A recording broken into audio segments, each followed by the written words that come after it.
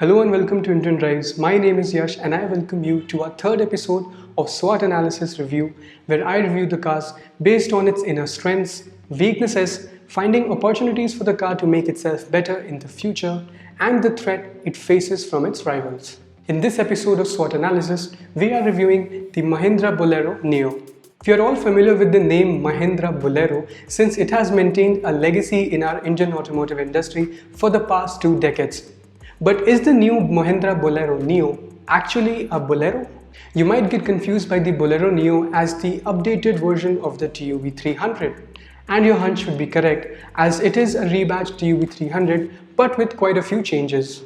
For instance, the Bolero Neo now sits 20 mm lower than the old TUV 300 without compromising on its ground clearance. The interior too gets a new instrument cluster and a 7-inch touch infotainment system which is carried forward from the Mahindra Thar. With the rebadging, the Bolero Neo is the tough original Bolero with a modern and sophisticated twist. The Bolero Neo's first strength would be its pricing. The Bolero Neo is priced at Rs 10.99 lakhs for its top-end variant, making it the most affordable 7-seater SUV in its class. All other cars which are similarly priced or higher priced than the Bolero Neo are more of a crossover stance and are not built on a body-on-frame chassis. So the pricing definitely becomes one of the strongest points for the Bolero Neo in its segment. Bolero Neo's second strength would be the Mahindra's tough build quality. The Bolero Neo is architectured on the third generation chassis of the Scorpio, which does not only make it intimidating from the outside, but it also makes it more lighter than before, and it looks way better than the TUV 300. So with the intimidating looks on the outside, it also assures you of the build to last quality from Mahindra. Bolero Neo's third strength would be better looking designs than before. The Bolero Neo has received subtle yet striking characteristics on the outside, which now makes it more desirable and appealing to the young target audience. The front fascia gets blacked out grille with chrome inserts, DRL integrated headlamps, and the wheel arches on the side resembles quite a lot with the intimidating Thar. And lastly, the Scorpio-inspired 15-inch alloy wheels on the exterior now looks way better than the existing alloy wheels of TUV 300, and it really complements the lowered stance of the new Bolero Neo. Bolero Neo's fourth strength would be the standard safety features. Along with the third generation chassis of Scorpio, the Bolero Neo also gets front dual airbags, EBD, corner braking control, and ISOFIX mounts for rear child seats. And all of these safety features make it more desirable to the young audience, as the younger audience really don't compromise on the safety aspects of any car. And this being an SUV, the ISOFIX mount at the rear seat will be a game changer for the SUV. Bolero Neo's fifth strength is the city driving experience and the fuel efficiency. The Bolero Neo is primarily designed to tackle the unforgiving traffic conditions of the city. With the use of this 1.5-litre 3-cylinder engine, the Bolero Neo is very easy and comfortable to drive in the city. With the long gear ratios, it also delivers you a good fuel efficiency of 12 to 13 km per litre in the city and around 16 to 17 km per litre on the highways. Now, considering the dimensions and the weight of this vehicle, these fuel efficiency figures are really impressive. Bolero Neo's sixth strength would be the multi-terrain technology. The Bolero Neo is the first car to be offered with mechanical locking differentials in a two-wheel drive car, which makes this 4x2 Bolero a semi-4x4 in off-road and harsh driving conditions, as if you are facing a low traction terrain, the wheels with higher grip will get all the power from the locking differentials, as on a less traction terrain, the mechanical differential locks will come in action and they will lock the wheel with lesser grip and transfer all the power to the wheel with the higher grip, making sure you tackle that obstacle and do not get stuck. So this feature definitely is a very strong USP for the Bolero Neo, as buyers who are looking out for a big and bulky SUV with 4x4 wizardry so that they do not get stuck or they want to enjoy the off-roading, they can really enjoy a subtle and a mild off-roading condition with this mechanical locking differential without needing to buy a big and expensive SUV. The last two strengths of the Bolero Neo would be the cruise control system, which makes the highway driving very comfortable and smooth, and the micro hybrid mode, which saves the fuel in city traffic conditions. Now that we know the strengths of Bolero Neo, let's have a look at its weaknesses. Bolero Neo's first weakness is its 3-cylinder engine. The 3-cylinder engine is primarily designed for city driving, and no doubt it does its duties well. With long gear ratios, you have a very good low-end torque even at higher gears without the need of a gear shift, which gives you a good fuel economy.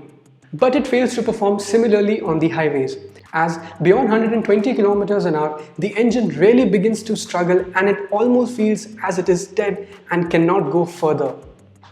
So if you are one of those who really enjoy the torquey experience while driving on the highways and frequently would love to accelerate it to a higher speed, then the Bolero Neo is not the most ideal choice for highway driving. So with this 3-cylinder engine, it's best to cruise around 80 to 100 km an hour. And anything beyond that speed will only result in loud engine noises and vibrations and will also decrease your fuel efficiency. Bolero Neo's second weakness would be the Mahindra's infamous suspension setup. Now all the Mahindra's body-on-frame chassis SUVs have been infamous about their bouncy rides owing to its suspension setup. And the Bolero Neo is no different than its siblings. However, this weakness of Mahindra Bolero Neo does become its strength when you are going over a rough patch or a stretch of highway full of potholes. Then this becomes its strong point as you get the confidence of taking over those potholes without the need of braking, and it comfortably glides over the potholes just like an SUV should. But elsewhere, you do find this Bolero Neo to be slightly bouncy in terms of its suspension setup. Bolero Neo's third weakness would be that it is not offered with any automatic transmission. Since Mahindra says that they are targeting the newer and the younger generation of buyers for this Bolero Neo, they should have definitely offered an automatic transmission, as the statistics say the newer generation is more inclined towards the automatic transmission than the manual transmission because of the unforgiving traffic conditions in cities. Bolero Neo's fourth weakness would be the side-facing third-row seats.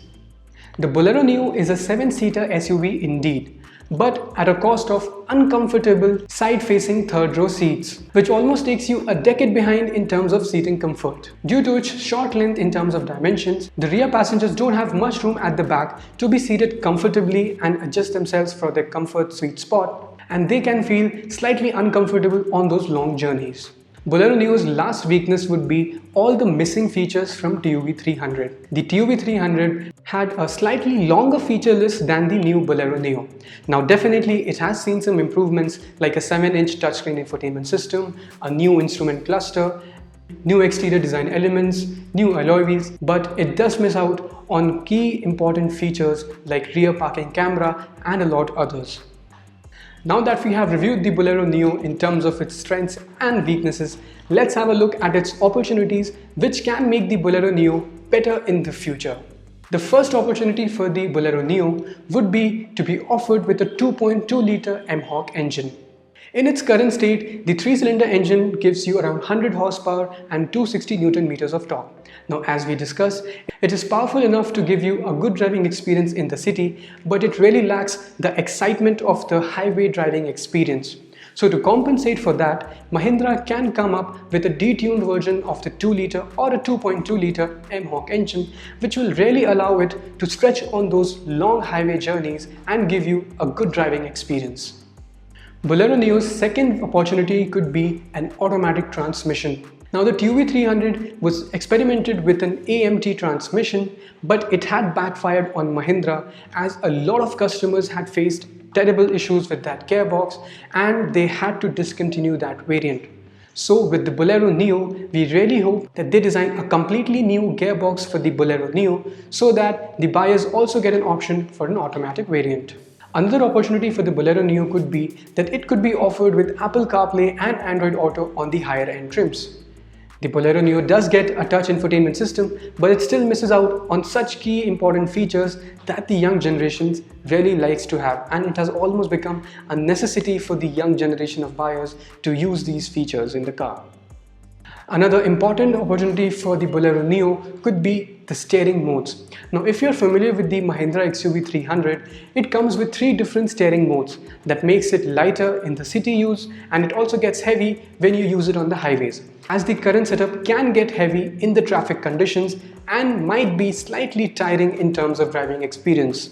Speaking of the steering setup, the Bolero Neo could also be offered with a telescopic adjustment, as it only gets a tilt setting as of now.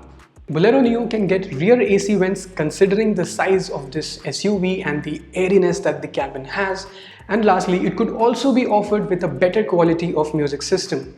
The current music system is decent enough, but definitely the quality of the system can definitely be increased in the future. Now, if Mahindra decides to work on all of these opportunities for the Bolero Neo, we are sure that the young buyers will definitely be appealed and they will rush towards the nearest Mahindra dealerships with their checkbooks. Finally, let's meet the rivals who are giving the Bolero Neo a solid competition and threat. As the Bolero Neo is the only SUV that is built on a body-on-frame chassis setup as compared to the other cars in the segment which are offered with a monocoque chassis. So with respect to the pricings of the Bolero Neo and its rivals, the first threat for the Bolero Neo would be the Kia Sonet and Hyundai Venue. Now both of these SUVs have seen a good steady sales performance since their launch, and they definitely come with a long extensive list of features as compared to the Mahindra Bolero Neo. Bolero's second threat would be the Tata Nexon. Although the Tata Nexon does not come on a body-on-frame chassis, but even with its monocoque chassis, it owns the rough patches of the highways pretty well. So with a long extensive list of features and the strong Tata build quality, it is one of the best cars to buy in this segment. Bolero's third threat would be its own sibling, the Mahindra XUV 300. The target urban users could potentially go for the XUV 300 considering it is more refined and subtle, and it also comes with a long list of features as compared to the Bolero Neo. So to conclude our SWOT analysis of the Mahindra Bolero Neo, I can say that it definitely misses out on some key important features that a young urban user would like to have in its car, like Apple CarPlay, Android Auto, reverse parking camera, etc. etc. But if that does not bother you, and if you are looking out for a proper SUV which is built on body-on-frame chassis and is intimidating to look and gives you the confidence of gliding over the potholes without the need of braking, and it also gives you a good fuel efficiency, then the Mahindra Bolero Neo is the best bet with the price tag it comes with. Now, if you found this video helpful, please like the video and share it with your friends who are looking out for a similar car in the segment. And also let us know in the comment section what are your thoughts on the new Mahindra Bolero Neo as compared to the older and the beefier Mahindra Bolero, and what all other aspects would you like us to cover for the Mahindra Bolero Neo. And if you haven't already, do subscribe to our channel so you do not miss out on such interesting content.